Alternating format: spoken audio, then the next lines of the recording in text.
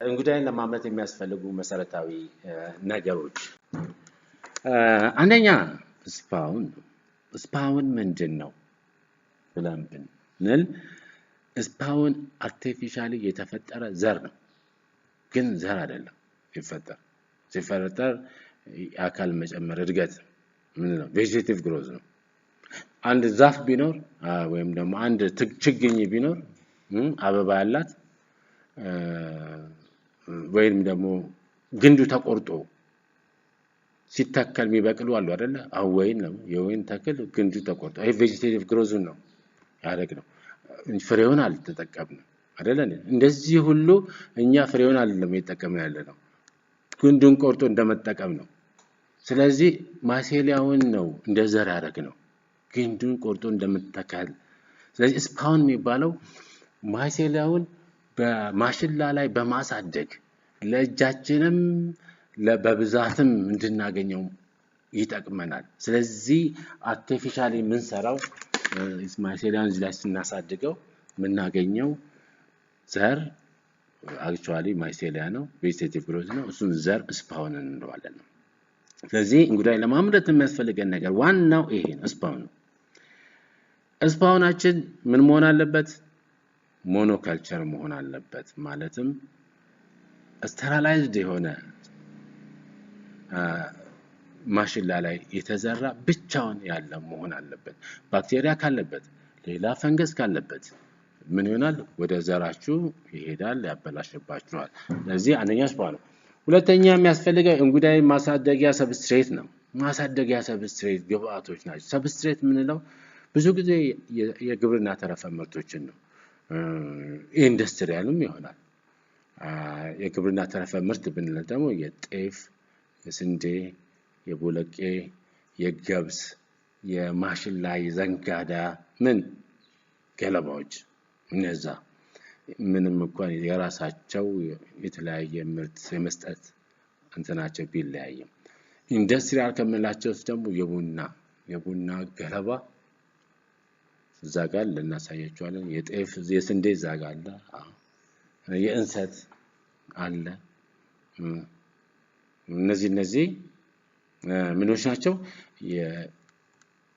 የሰብስትሬቶች ናቸው እናሳደግባቸው የምንችላቸው ናቸው እነዚህ ሁለት የሚያስፈልጉ ናቸው ሶስተኛ ተስማሚ አየር ሁኔታ መጠበቅ ለቬጂቴቲቭ ግሮዝም ለሪፕሮዳክቲቭም በኋላ እንመጣበታለን አራተኛ ለእንጉዳይ ማሳደግ የሚችሉ ዕቃዎች ግብአቶች ናቸው በምንድነው እንጉዳይ የምናሳድገው እዚህ ስቴብላይዝም ብለን ኖርማሊ ነው በፌስታል ነው በምናይ ፌስታል ነው በሼልፍ ነው በማንጠልጠል ነው የራሱ የሆነ ፕሮ እና ኮንስ አሉት እነሱን እናያለን ማለት ነው ስፓውን እንጉዳይ ዘር ተብሎ ሊተረጎም ይችላል በባዮሎጂ አባባል ግን የእንጉዳይ ዘር የሚባለው ስፖር ሲሆን ስፓውን ግን በጥንቃቄና በጥራት ተዘጋጀ ማይሴሊያ ነው ስፓውን ለማዘጋጀት ማይክሮባዮሎጂ የተለጠነ ባለሙያ በተለያዩ መሳሪያዎች ኬሚካሎች የተደራጀ ማይክሮባዮሎጂ ላቦራቶሪ ያስፈልጋል ይሄ ምንድነው አሴፕቲክ ቴክኒክስ ስለሚፈልግ ከብክለት ነፃ የሆነ ኤንቫይሮንመንት ስለሚፈልግ ነው ማይክሮባዮሎጂ እና እነዚህ ሴል ባዮሎጂ ምናምን ሰዎች ምን እንትናቸው አሴፕቲክ ቴክኒክ ራሱን የቻለ ትምህርት ስለሆነ ነው ያንን ያልኩት እንጂ በለምድ ማንም መስራት ይችላል ባክግራውንዱን ያወቃል እና እንጉዳይ ማብራት አስቸጋሪ የሚያደርገው ንጹህና ጥራቱን የጠበቀ ስፓውን አለማግኘት ነው ባለፈው እዚህ ስልጠና የሰጠነው የዘር አመራረት ስልጠናና የእንጉዳይ አመራረት ስልጠና ነው ለምን የእንጉዳይ አመራረት ስልጠና ብዙ ተሰጥቷል ግን ያለው ስኬርሲቲ ምንድነው የዘር አምራች የለም ስለዚህ ይሄ ሴንተሮች ማቋቋም ያስፈልጋል ተብሎ ፈንድ ተደርገን ማምና የዘር ስልጠና ሰጠናል እና ለምንድነው ስኬርሲቲ ስላለ ነው አሁንም ከሰልጣኞች ውስጥም የዘር አመራረት ስልጠናን ወስዶ የዘር ንግድ ውስጥ መግባት ይቻላል ለምን አንዱ ከፍቱ የንግድ ቀጠና ነው ስለዚህ ከሚፈልገው ከፍተኛ ጥንቃቄና የተደራጀ ላቦራቶሪ አንፃር ስፓውንን ለማዘጋጀት ከመጣር ያልኩት በጥንቃቄ የተዘጋጀውን ስፓውን ገዝቶ መጠቀም ለምን ቀላል ስላልሆነ ነው። ምንም በጣም ፐርፌክት የተባለ ወይም ብዙ ልምድ ያለው ሰው 10% ኮንታሚኔሽን ያጋጥመዋል። 100 ዘር ቢሰራ 10 ይበላሻል። ይሄ ጥሩ የሚባል ነው እና በትንሽ ስህተት ደግሞ አለቀ አለው። ብዙ ያ ነው። ግን ስኪሉና ባክግራውንድ ኖሌጁ ካለ you can do it እንትን ዲስካሬጅ ለማድረግ አይደለም። ግን ይሄን እንደ ለህብረተሰቡ ለአምራች ስናደርግ እንትንም አለ ምንድነው ስፔሻላይዜሽንም ማድረግ አለ። ሁለቱም ጋር ስፓውንን ማምረት ያንን ማምረት ሁለቱም ደግሞ አንድ ቦታ ሊደረጉ ማይችሉ ነገሮች ናቸው። ስፓውን ላብራቶሪ ለብቻው መለየት አለበት። ለምን ከዛኛው ሁለተኛ ስራዎች ስለተለያዩ አምራች ቢሆን ስፓውን አምራች ቢሆን ይመረጣል ሁለቱንም ከመሆን። ኦኬ እንጉዳይ ማሳደጊያ ሰብስትሬት ማለት ለእንጉዳይ እድገት እንደ ምግብ የሚያገለግል የግብርና ተረፈ ምርት ነው። እንደዚሁም ቅድም እንዳልኩት የግብርና የፋብሪካና የግብርና ተረፈ ምርቶችን መጠቀም ይቻላል። የፋብሪካ ያልኩትና ማለት ነው የቡና ገለባና ካርቶን፣ ወረቀት የመሳሰሉት ብዙ ናቸው። ቺፑድ ፋክተሪ የቡና አይደለም የቢራ ፋብሪካ እሱም ኢንዱስትሪያል ነው እና ከዛ ያንን እነዛን መጠቀም ስለሚቻል እና እንጉዳይን ማምረት ተፈላጊ የሚያደርገው አግሪካልቸራል ዌስቶችን ወደ ሃይ ፕሮቲን ቫልዩ ያለው ፉድ መቀየሩ ነው። እሱም ብቻ አይደለም ሃይ ፕሮቲን ወይም ኒውትሪቲቭ ቫልዩ ያለው አኒማል ፊድ መሆኑ ነው። እና እዚህ ጋር መጨመር አለብን ያንንም ምግብ ብቻ ሳይሆን አኒማል ፊድም የሚለውን እዚህ ጋር አፕዴት እናደርጋለን። በእነዚህ ሰብስትሬቶች ለእያንዳንዱ ምግብ የሚሆኑ ንጥረ ነገሮች ሴሉሎዝ፣ ሄሚሴሉሎዝ፣ ሊግኒን ይገኛል። ለምሳሌ መሽሙ ከሰብስትሬቶቹ ምን እንደሚጠቀመው ብንለው ሊግኒንን ይጠቀማል፣ ሴሉሎዝን ይጠቀማል፣ ሄሚሴሉሎዝ ግን በብዛት ይሄ ኦይስተር የሚጠቀመው ምን ነው? ሴሉሎዝ ሊግኒንን ነው። ሊግኒንና ሴሉሎዝን ነው። ሄሚሴሉሎዝና ምናምን የሚጠቀም ቢሆን ኖሮ ብዙ አያድግበትም ነበር። ለዚህ ነው ተረፈ ምርት ላይ ራፒድሊ የሚያገኝ ሊግኖ ሴሉሎዚክ የሆኑ ቫራይቲ ኦፍ ኢንዛይምስ አሉ እና ላኬዝ ምናምን የመሳሰሉ ለዛ ነው የንጥረ ነገሮቹ ይዘት የሚመረተውን የእንጉዳይ ምርት ይወስናል። አዎ እዚህ ጋር አንድ ጥሩ ባክግራውንድ የምትይዙት የስንዴ ገለባና የቦለቄ ገለባ ጥሩ አመርቱም እኩል አመርቱም። ለምን የሚይዙት የሴሉሎዝ መጠን የሄሚሴሉሎዝ የሊግኒን መጠን ይለያያል። እንዲያውም አንዘ ሊሚቲንግ ፋክተር የሚያገለግለው ምንድነው? ናይትሮጅን ኮንተንት ነው። የስንዴ ገለባ ወይም የቦለቄ ገለባ የናይትሮጅን ኮንተንት የትኛው ይበልጣል? ይሄ ሊትሬቸር ላይ ታገኙታላችሁ። ስለዚህ ብዙ ናይትሮጅን ኮንተንት ያለው ጥሩ ምርት ይሰጣል። ካርበን ችግር የለብንም። አሁን ካርበን ቱ ናይትሮጅን ሬሽዮ ብናይ የብዙዎቹን የሰጋቱራ 5000 ነው። 5000 ካርበን ለአንድ ናይትሮጅን ነው። እዚህ ጊዜ ብዙ ካርበን አለው ናይትሮጅን የለውም። ስለዚህ ይሄ ሰብስትሬት ኦግመንትድ ካልተደረገ በናይትሮጅን ሰፕሊመንት ብዙ አይሰጠንም። ግን ሌሎችን ብንመጣ እንደነ ጥጥ ፍሬ ብንመጣ ስንት ነው? 50 ነው። 50 ለአንድ ምን አለው ማለት ነው? ብዙ ናይትሮጅን አለው ብዙም። ስለዚህ የጥጥ ፍሬ ገለባ ምንድነው? በጣም ተስማሚ ነው። እንደውም 100% ባዮሎጂካል ኤፊሺየንሲ ያለው የሚባለው ለዛ ነው። ምንድነው? ከ1 ኪሎ ጥጥ ፍሬ 1 ኪሎ መሽሩም ታገኛላችሁ። እና ሌሎቹም ከዛ የቀረቡ 51 የቀረቡ ካርበን ናይትሮጅን ሬሽዮ ጥሩ ምርት ይሰጣሉ ማለት ነው። እስከ 60 እስከ 30 ከ30 እስከ 60 ጥሩ ናቸው።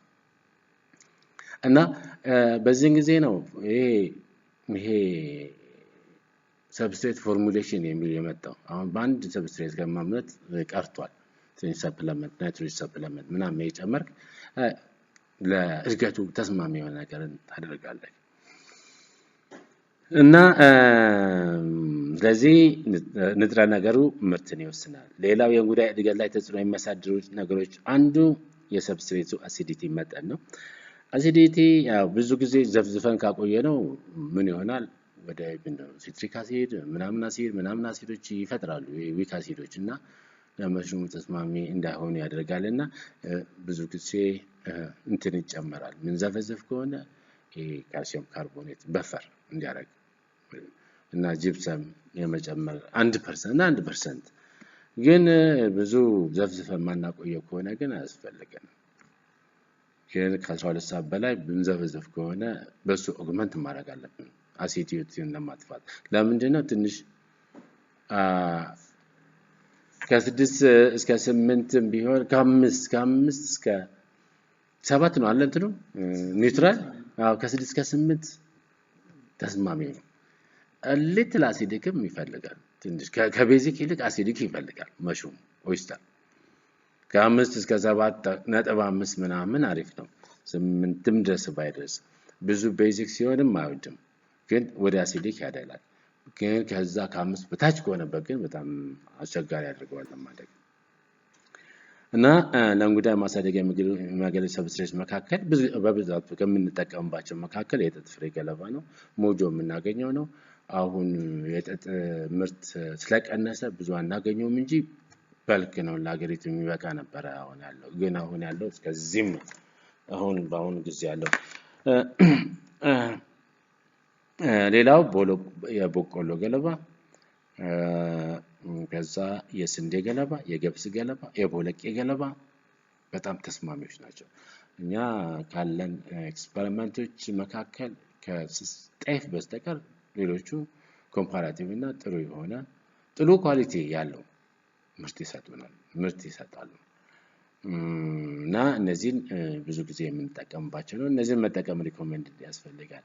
በዋጋ ደረጃ ስንሄድ ግን 1 ኪሎ ወደ 30 ብር ነው ጥጥ ፍሬ። ይሄኛው 5 ብር ይሆናሉ ሌሎቹ እና ይሄኛው 100% ቢሰጥም ሌሎቹ ከ45 እስከ 75 ይሰጣሉ እና ፐርሰንት ባዮሎጂካል ኤፊሽንሲ ይኖራቸዋል። ባዮሎጂካል ኤፊሽንሲ ስል ከ1 ኪሎ ጥጥ ፍሬ 1 ኪሎ መሽሩም የምናገኝ ከሆነ ከበቆሎ ከ1 ኪሎ በቆሎ ግማሽ ኪሎ እናገኛለን ምርት እናገኛለን በ3 ዙር ማለት ነው። የዚህም በ3 ዙር ግን የመጀመሪያው ቦሎቄ በጣም ቆንጆ ነው። ለምን ሌጉሚነስ ነው ናይትሮጅን አለው ከነዚህ ይሻላል። ከበቆሎም ከጤፍም ከማንም ይሻላል። ሌጉሚነስ ከሆነ ናይትሮጅን አላቸው። ናይትሮጅን ደግሞ ለምን ያገለግላል? ለፕሮቲን መስራት ያገለግላል። መሽሩሙን በብዛት ያለው ማን ነው? ፕሮቲን ነው። ስለዚህ ሌጉሚነስ ፕላንት በጣም አስፈላጊ ናቸው። የአካባቢ ሁኔታ የክፍላው ሙቀት የሰብስትሬቱ የውሃ ይዘት መጠን የክፍሉ የካርቦን ዳይኦክሳይድ ወይም የኦክሲጅን ይዘት መጠን ይወስናቸዋል። ይሄ ስንል ምን ማለታችን ነው? ለምሳሌ ያክል ይሄንን እኮ አክቹአሊ እንደ ቲዮሪ ተናገርኩት እንጂ በኋላ ግን ይሄ እንመጣበታለን። ይሄ ኦክሲጅን መለኪያ አለ። ወይጆቹ ኦክሲጅን እና የካርቦን ዳይኦክሳይድ መለኪያ አላቸው፣ ኢንስትሩመንት አላቸውና ያንን እየተከታተሉ ኦክሲጅን ይለቃሉ ያጠፋሉ። እኛ ግን ኖርማሊ ይሄንን ቤት በመክፈትና በመዝጋት ኦክሲጅን እናስገባለን በቀን 2 በመክፈት ለ10 20 ደቂቃ በመክፈት እናደርጋለን። የክፍሉን የእርጥበት መጠን ደግሞ በመናረጋለን በማርከፍከፍ አካባቢውን መሬቱን በማርከፍከፍ የክፍሉን የእርጥበት ሁኔታ እንጨምራለን እንቀንሳለን። ይሄም በምናሳድግበት ወቅት ነው። መሽሩም በምናሳድግበት ወቅት ነው እንጂ በምን በኩል አይደለም በኮሎናይዜሽን ጊዜ አይደለም ወይ የቬጂቴቲቭ ግሮት ሳይሆን ሪፕሮዳክቲቭ መሽሩም በምናመርትበት ጊዜ ነው። እና የእንጉዳይ ማይስቴሪያ ከ5 እስከ 40 ይቋቋማል። ግን ምቹ የሚያደርገው ከ20 እስከ 30 ነው ለማይሴሊያል ግሮት። ልክ ዘርተን ጨለማ ግቢ ቤት ውስጥ አስቀምጠኑ ሊኖረው የሚገባው ሙቀት ከ20 እስከ 30 ነው። ትክክለኛው ወደ 27 እስከ 30 ቢሆን ቆንጆ ነው። 20 ያንሳል እና ከ27 እስከ 30 በጣም ኦፕቲመም ናቸው። ግን ያው እንጉዳይ የምናመርት ሰዎች 20 ሆነ ብለን መተው የለብንም። 20ም ትንሽ እንትኑን ግሮዙን ሬቱን ቢቀንሰው 20 የሚያድግበት የሚችለው ነው እና ማይሴሊያ ወደ እንጉዳይነት የሚቀየርበት የሙቀት መጠን ግን ኖርማሊ ከ18 እስከ 25 አሪፍ ነው። ስለዚህ የአቨሬጅ ቴምፕሬቸር 23 24 ነው እና ፍሩት ያደርጋል ኖርማሊ እና የእንጉዳይ እድገት ሲያድግ ከ80 እስከ 95 በላይ የእንጉዳይ ይዘቱ ውሃ ስለሆነ ያንን ሞይስቸር ሜንቴን እንዲያደርግ የሰብስትሬት ውሃ መጠን ከ45 እስከ 55 በጣም ተመራጩ ነው። የሰብስትሬት ውሃ መጠን ከ45 እስከ 55 አድርገን ነው የምንሰራው። የክፍሉን አየር ሁኔታ ነው የክፍሉ የምናሳድግበት የክፍሉ የአየር ለምሳሌ እንጉዳይ የሚያድገው የት ነው? በክረምት ነው አይደለ? ክረምት ማለት ነው ዝናብ በየጊዜው አለ። የአየር ሁኔታው ምንድነው? እርጥብ ነው፣ ዳምፕ ነው እና ሪላቲቭ ሂዩሚዲቲ ብናይ 80 90 ነው። እዛ ጊዜ መሽሩም በየሜዳው ይበቅላል። ለምን? ሞይስቸር ስላለው። ስለዚህ ያንን ማስመሰል አለብን እኛም እዚህ ውስጥ። እንዴት አድርገን ነው የምናስመስለው? ሂዩሚዲፋየር የሚነፉ አሉ አንዳንድ ውጭ ሀገር ማለት ፉም ያደርጉ ሚስት የሚሰራ ሚስት ሜከር አለ። እኛ ግን እሱን ከሌለን በማርከፍከፍ በቀን 2 በማርከፍከፍ ወይንም ደግሞ በሳፋዎች በጀሪካኖች በእንትኖች በሳፋዎች ውሃ ማስቀመጥ ክላስ ውስጥ ያን ምን ያደርጋል? ሂዩሚዲቲን በጣም ከፍ ያደርግልናል እና ሲምፕሊ ያንን አቴም ማድረግ እንችላለን። እና ማይሴሊያ በጨለማ ቤት ውስጥ ማሳደግ የተቻለ ሲሆን እንጉዳይ ሆኖ እንዲወጣ ግን ብርሃን ያስፈልጋል። ማይሴሊያ ኮሎናይዜሽን ቬጂቴቲቭ ግሮዝ ጨለማ ውስጥ ነው። ለምሳሌ ያክል እንደምናያቸው ተፈጥሮን ማየት እንችላለን። ማይሴሊያ እናያለን እንደ መሽሩም ሲበቅል አናይም። መሬት ውስጥ ነው ወይም ግንድ ውስጥ ነው። ግንድ ውስጥ እዛ በጨለማ ውስጥ ነው እዛ ፈርመንት የሚያደርገው ግን ሲጨርስ ግን ማይሴሊያ ውጭ አይታይም። ስለዚህ ምን የሚፈልገው? ዳርክ ነው የሚፈልገው ያንን ማይሴሊያም ሆነ የእንጉዳይ ህይወት ያላቸው ነገሮች ስለሆኑ በአየር በኦክሲጅን እጥረት ምክንያት እንዳይመቱ ማናፈስም ያስፈልጋል ነው። ይሄ ቬጂቴቲቭም ሪፕሮዳክቲቭም ኦክሲጅን ይፈልጋል እና ለማይሴሊያ እድገት ብዙ ካርቦን ዳይኦክሳይድ ቢኖር እንትን ነው። ይሄ ማለት ምንድነው? ካርቦን ዳይኦክሳይድን ሊጠቀሙበት ሳይሆን little amount of oxygen ስለሚያስፈልግ ነው። ብዙ ኦክሲጅን ካለ ሌላ ነገር ትሪገር ያደርጋል። ብዙ ኦክሲጅን ካለ ሪፕሮዳክቲቭ ግሮዝን ትሪገር ያደርጋል። ስለዚህ ብዙ ኦክሲጅን ማያስፈልገው ትንሽ ኦክሲጅን እንዲያገኝ ነው የምናደርገው። ያም ደግሞ ሰብስትሬቱን ሳይበላ ወደ መሽሩም እንዳይቀየርብን ትንሽ የኦክሲጅን እንዲገባ ብዙ ካርቦን ዳይኦክሳይድ ቢልድ አፕ እንዲያደርግ እንጂ ካርቦን ዳይኦክሳይድን እንዲጠቀምበት አይደለም። እና ለዚህም ለማይሴሊያና ለእንጉዳይ እድገት አስፈላጊ የሆኑ የአካባቢ ሁኔታዎች በተሟሉ ቁጥር የተሻለ ጥራትና መጠን ያለው እንጉዳይ መጠን ይገኛል። ይሄ ምን ማለት ነው? ኦክሲጅን ካጠረው የመሽሩም ቅርጽ ይቀየራል። ትልቅ ግንድ ትንሽ ጭንቅላት ምናምን ሊወጣ ይችላል እና የተለያየ የሆነ ዲፎርሜሽንስ ሊኖሩ ይችላሉ። እዚህ ጋር እንደምናየው የስንዴ ገለባ ነው። የስንዴ ገለባ ይሄ አንድ ቤል 70 ብር ያክል ይገኛል እዚህ አካባቢ እና ወደ 15 ኪሎ ግራም የሚመዘን ክብደት ይኖረዋል። እነዚህ ደግሞ የምታያቸው የቡና ገለባዎች ናቸው። እነዚህም መሽሩምን ለማሳደግ የምንጠቀምባቸው ናቸው ማለት ነው። በተጨማሪም አውቶክሌቭ ላላቸው እና ዊት ብራንን ተጠቅመው ለማያሳድጉ ደግሞ ሰጋቱራ ወይም ደግሞ ሰውደስት የሚባለው ይሄንን ለኦይስተርም ሌሎች እንጉዳይ አይነቶችም ማሳደጊያ የምንጠቀምበት ነው ማለት ነው።